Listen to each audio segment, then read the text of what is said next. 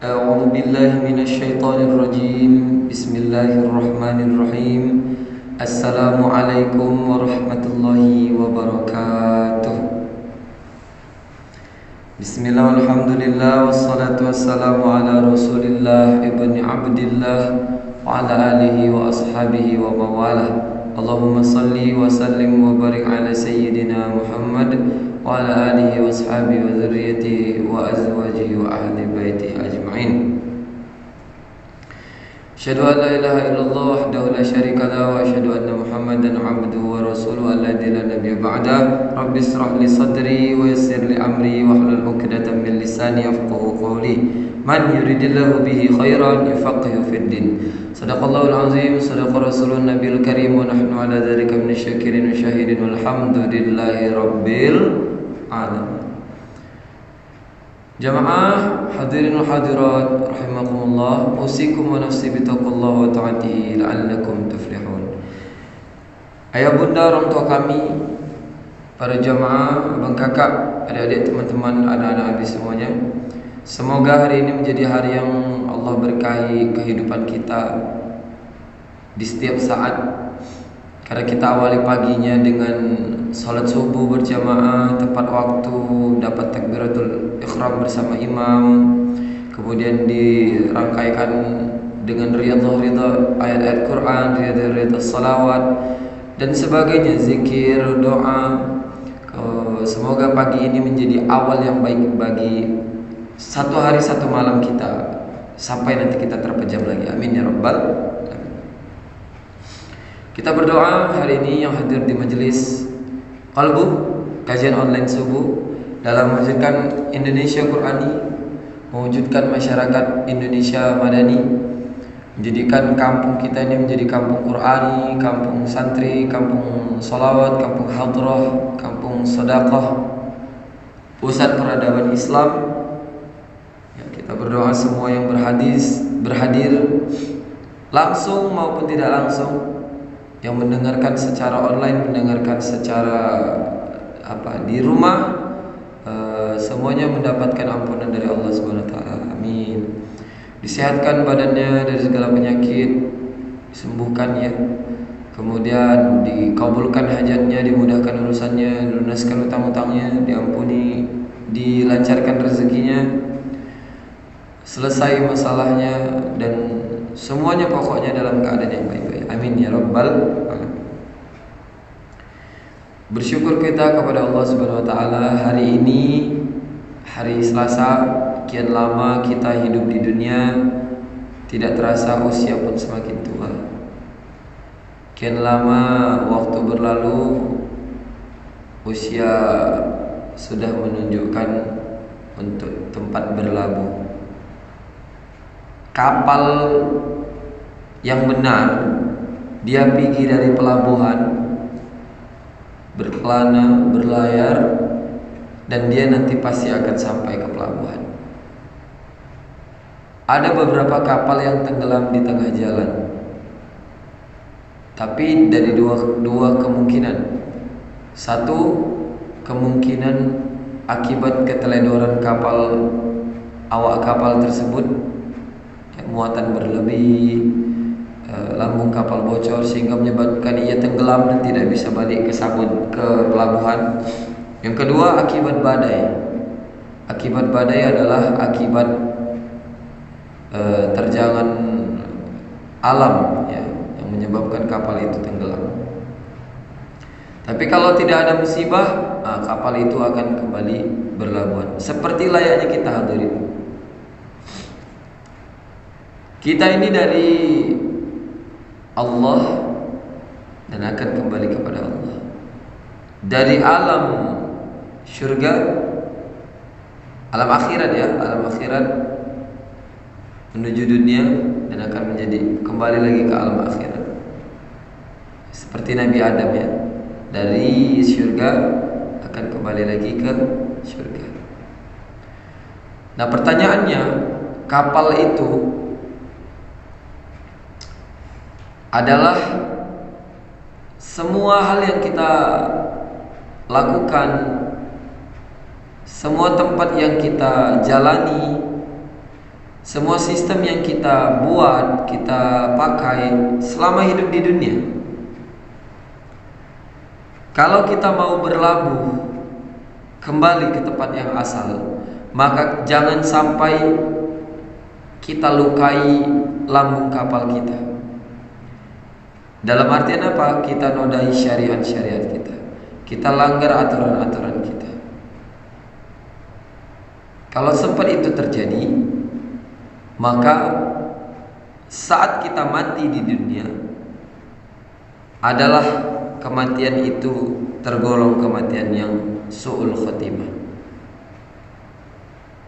kembali ke alam akhirat tapi tidak mendapatkan syurga. Na'udzubillahi min dzalik. Tapi kalau kemudian kita sudah bermaksimal dalam upaya berlayar tersebut, ya, mengarungi kehidupan dunia, namun ada datang musibah dari Allah, kiamat sughra, yang mematikan diri kita, mengambil ruh dalam raga kita sehingga kita mati. Selama hidup di dunia kita habis jatahnya, kemudian kita mati. Tapi berdoalah mudah-mudahan kematian itu tergolong kematian yang husnul khotimah. Karena apa? Karena bukan dari kesalahan-kesalahan kita, itu murni dari keputusan Allah Subhanahu wa taala.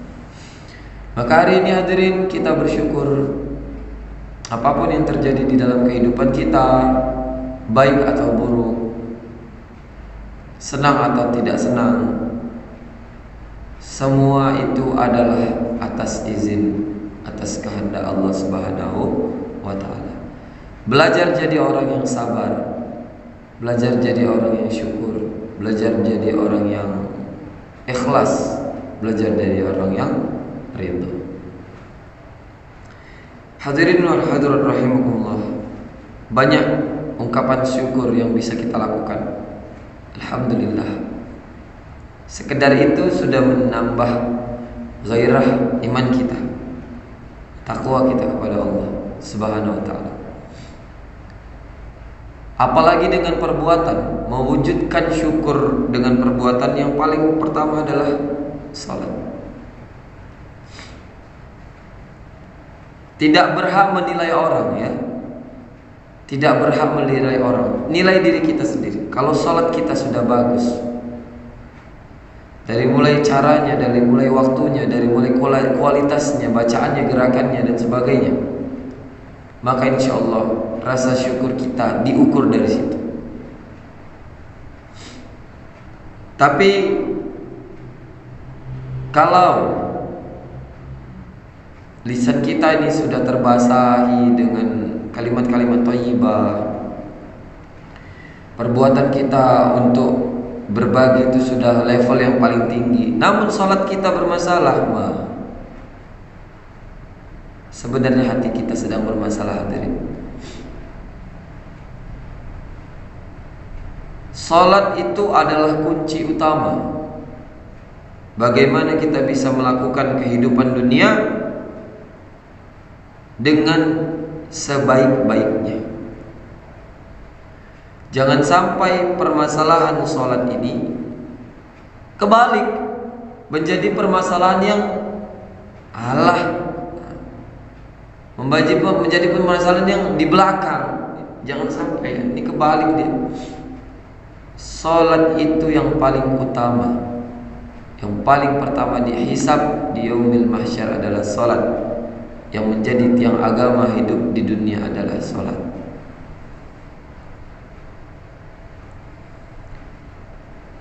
Salawat bertangkaikan salam, berdaunkan iman, berbuahkan Islam, kita hadiahkan kepada Rasulullah Muhammad sallallahu alaihi wasallam. Allahumma shalli wa sallim wa barik.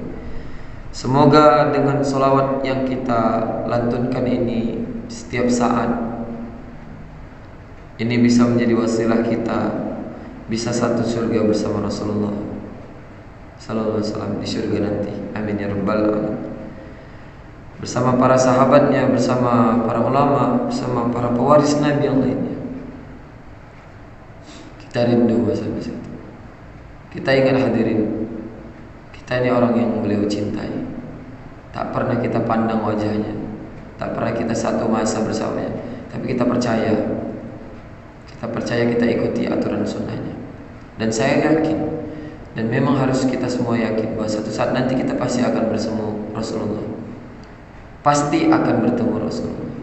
Tapi masalahnya, sanggupkah kita bertemu Rasulullah dengan keadaan kita melaporkan banyak kemaksiatan selama kita hidup di dunia? Ya, sanggupkah kita bertemu Rasulullah dengan laporan kita banyak lalai selama hidup di dunia? Sanggup nggak hadirin kita bertemu dengan kekasihnya Allah, kekasih kita di yaumil qiyamah nanti dengan wajah penuh dosa? Maka hari ini hadirin, ayo banyak bersyukur, ayo banyak bersolawat. Mudah-mudahan itu semua memudahkan jalan kita menuju surga. Tidak ada satupun yang pantas kita fikirkan kecuali dua hal ini.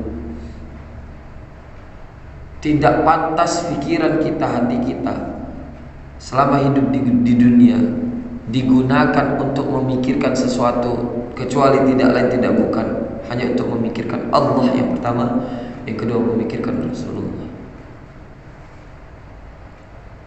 Tidak pantas hadirin. Maka kalau ada hari ini orang-orang yang masih berantem, musuhan, benci, diam-diaman, tidak teguran, rebut-rebutan warisan dan sebagainya, maka sudah dipastikan inilah orang yang paling merugi. Tidak berhak kita hadirin memikirkan apapun di dunia ini kecuali memikirkan Allah dan Rasulnya saja. Kalau dua hal ini sudah ada di dalam hati kita, di dalam nurani kita, maka insya Allah yang lain ikut lurus. Tapi kalau yang ada di hati kita adalah jabatan, kekuasaan, harta, benda, wanita, na'udzubillahi min zalik. Ya, kita berdoa kepada Allah Subhanahu wa taala semoga keistiqomahan yang diberikan kepada kita dalam tahap hijrah tidak hanya diberikan kemarin, tapi juga hari ini dan esok dan di waktu akan datang sampai saat kematian itu tiba dan Allah berikan kita husnul khotimah, disatukan di jannah tempat Rasulullah berkumpul bersama keluarga dan sahabatnya. Di situ juga ada kita. Amin ya rabbal alamin. Hadirinul hadirat rahimakumullah. Sebenarnya hari ini saya membahas tentang Sayyidul Istighfar. Tapi saya teringat pula kemarin tentang ilmu, tingkatan ilmu dalam Islam. Level atau tingkatan seorang beribadah di dalam Islam. Ada namanya, karena ini penting ya, penting, sangat penting. Ada namanya syariat, ada namanya tarikat, ada namanya hakikat, ada namanya ma'rifat. Mungkin nanti secara rinci akan dibahas ini dalam waktu kesempatan yang akan datang insyaallah. Tapi ini secara umum saja, mudah-mudahan bisa bermanfaat. Syariat adalah ketentuan-ketentuan, ketetapan-ketetapan, aturan-aturan ya di dalam agama untuk melakukan suatu ibadah. Tarekat adalah jalannya. Maka kalau ada orang melakukan ibadah beda-beda, khilafiyah, tarikahnya masing-masing, jangan dimarah. Yang dimarah itu, yang dinasihati itu kalau dia tidak melakukan. Selama dia punya dalil, selama dia punya dasar dan dasar itu benar, silakan. Syariat, tarikat, hakikat. Hakikat ini adalah apa? Kebenaran. Kita ruku dalam sholat, badannya ruku, kan? Tapi hakikatnya adalah seluruh pemikiran kita tunduk sama aturan Allah. Seluruh badan kita, kehidupan kita, keluarga kita tunduk sama Allah. Itu hakikat. Sujud, kepalanya diletak di lantai, biasa. Tapi hakikat ini adalah kebenaran, bahwasanya meletakkan bagian paling mulia di dalam tubuh manusia, ya, kepala. Kalau tidak ada kepala tidak bisa hidup. Itu kita letakkan di tempat yang paling bawah, bagian paling hina di antara manusia, ya. Bagian kemaluan kita itu di atas dari kepala kita. Ini menunjukkan apa? Bahwa manusia tidaklah mulia kecuali Allah yang memuliakan. Maka kalau hari ini ada hadirin, ada orang yang masih sombong dalam kata-katanya, sudah jadi guru,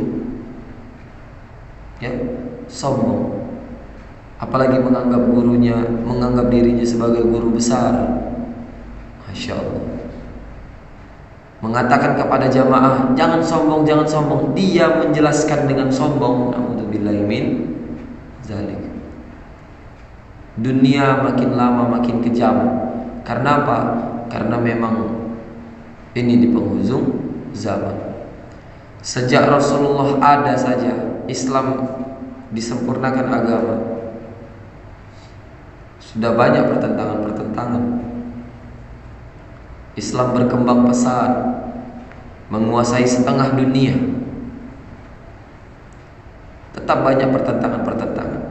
Nah sekarang Rasulullah sudah tidak ada.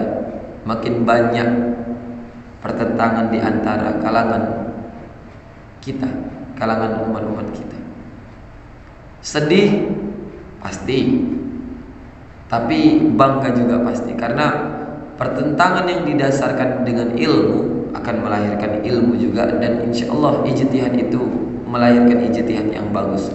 Tapi kalau sedihnya gimana? Kalau pertentangan itu didasari dengan nafsu, istilah kasarnya begini, sudahlah tidak tahu tapi sok tahu, ya. Dia merasa benar karena berada di lingkungan orang-orang yang bodoh, yang tidak mengerti, maka ditipu-tipunya. Nah, ini mirisnya gitu. Menganggap diri sebagai guru besar, tapi kemudian yang diajarkan adalah orang-orang yang memang tidak paham. Jadi menerima semua informasi dengan tanpa disaring, berdasarkan oh ini guruku, diterima semuanya. Nah kejadian-kejadian di sini banyak di Indonesia, ya, sebut saya, nggak usah kita sebutkan. Banyak yang mengaku malaikat, mengaku nabi, ya, pengikutnya banyak. Kenapa? Karena itu tadi, tidak punya pemahaman dan memilih guru yang salah. Nah di kampung kita ini banyak juga, Masya Allah. Saya beberapa waktu lalu merasakan hal ini, miris. Maka saya berdoa sama Allah, ya Allah, dalam saya mengajar jangan timbulkan nafsu. Berusaha sebisa mungkin saya mengajar itu dengan iman, dengan dasar. Jadi kalau saya ngomong, saya ingat dari siapa saya berbicara, ini benar atau tidak, landasannya apa, dalilnya apa, bukan sekedar nafsu. Ya, gitulah kira-kira ya. Kita lanjut ma'rifat. Ini tingkatan paling terdebes nih. Orang masih ngafal bacaan, masih ngartikan bacaan, dia udah jumpa Allah. Nah, itulah kalau ma'rifat. Orang perlu tirakat 1 malaman, orang perlu puasa mutih untuk bisa menghadirkan zat Allah di dalam hatinya. Dia cukup pejam mata, sudah nyampai. Nah kalau di karangan para nabi ini mukjizat, kalau di karangan manusia ini karomah, ya. Kenapa ini penting hadirin saya bicarakan hari ini sebagai materi dakwah kita? Fenomena ma'rifat, ya. Fenomena syariat tarikat hakikat ma'rifat ini sangat penting dipelajari. Kenapa? Kalau benar, ini bisa mendekatkan diri kita kepada Allah dengan cara yang benar. Tapi kalau salah, na'udzubillah, Ini bukan malah mendekatkan diri, tapi menyombongkan diri. Beberapa waktu lalu saya berjumpa dengan seseorang yang saya tidak menganggap guru, dia menganggap sebagai guru, karena saya benar-benar selektif menjadikan orang itu sebagai guru. Tidak hanya tidak melihat dia bisa ceramah terus saya anggap jadi guru, tidak, hadirin. Kita lihat bagaimana adabnya, bagaimana dia berkata, bagaimana kehidupannya, kita lihat seluk-beluknya. Tapi kemudian saya baru kenal dengan orang tersebut dan dia sudah menganggap dirinya guru besar dari saya tanpa dia menanya-nanya saya siapa, latar belakangnya apa. Mentang-mentang saya kecil gitu ya kan. Mentang-mentang saya kecil, saya anak-anak, langsung dianggapnya dia guru besar ya. Jadi ini di sebuah di sebuah kajian tarekat, dan saya nggak tahu kenapa dibawa ke situ. Qadarullah jadi arah ke situ. Jadi hadirin, kajian-kajian seperti ini saya sudah insya Allah telusuri semuanya. Saya sudah paham, saya senang. Cuman kembali lagi, ada beberapa oknum yang gagal paham dan menyalahgunakan pemahaman ini. Ya, jadi semua kajian yang dibilang tadi itu benar semuanya. Bukan tingkatan. Ketika kita bisa belajar tarikat, kita melupakan syariat. Kita belajar hakikat, melupakan tarikat syariat. Sudah sampai tahap ma'rifat, kita melupakan tiga-tiga. Ini salah seperti ini hadirin. Syariat, tarikat, hakikat, ma'rifat ini berjalan berbarengan. Ketika melakukan sholat, ada syariatnya, ada tarikatnya, ada hakikatnya, ada ma'rifatnya. Nah, kebanyakan orang sekarang, apalagi yang menganggap dirinya guru besar, kadang-kadang kalau guru besar yang memang benar-benar sudah pantas disebut guru besar, insya Allah aman, tidak ada masalah. Kita tahu betapa banyak pimpinan-pimpinan pondok pesantren kita di Purbabaru ya, di Gontor, di segala macam tempat lah, Naksabandi dan sebagainya. Benar. Tapi warisan-warisannya ini loh, kadang-kadang belum lengkap mempelajari ilmu sudah menjadikan dirinya guru besar. Karena apa? Merantau mungkin di tempat yang lainnya. Terus mengatakan saya di sana sudah ini. Terus dia punya murid 10-20 orang, menyematkan dirinya sebagai guru besar, mentang-mentang sudah pakai surban. Bermodalkan itu saja hadirin. Terus ya membelit-belitkan bahasa supaya terlihat pintar, terlihat hebat di depan jamaah gitu. Dan saya kena itu. Saya senyum-senyum aja hadirin. Karena saya udah hafal, udah ngikuti kajiannya sampai khatam. Dan saya tetap bertarikat, tapi bukan tarikat Naksabandi atau tarikat apa, enggak. Saya tarikat berdasarkan jalan yang diberikan sama habaib. Jadi panduan saya itu habaib. Kalau habaib melakukan apa, saya ikut mereka. Tarikat itu jalan hadirin, jalan yang kita pilih. Siapa guru antum-antum, itulah tarikat yang antum ambil. Tapi kalau tarikat di beberapa pengajian itu tidak disalahkan. Yang disalahkan itu kalau lebay ya. Lebay itu misalnya tentang pertanyaan-pertanyaan. Antum Islam enggak? Loh, kenapa Islam? Islamnya dari kapan? Siapa yang Islamkan? Sudah kita jawab benar, tapi tetap dibelit-belit.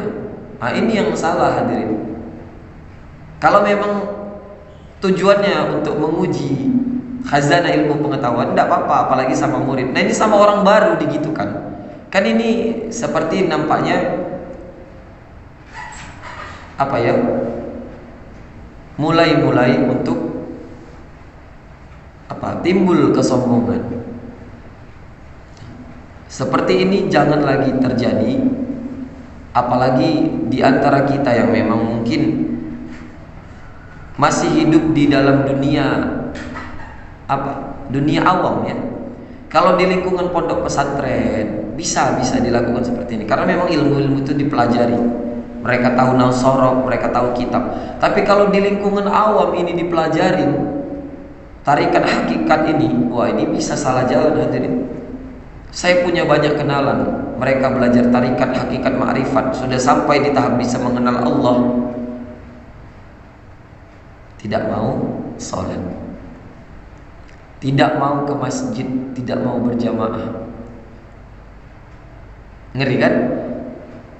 Apakah benar? Salah, benar-benar salah. Dan saya benar-benar punya kenalan orang-orang yang belajar sampai tahap makrifat yang benar ya, dia melakukan itu semua. Bahkan sholatnya sebelum azan dia di masjid, dia tunggu tuh orang muazin tuh azan atau dia yang azan.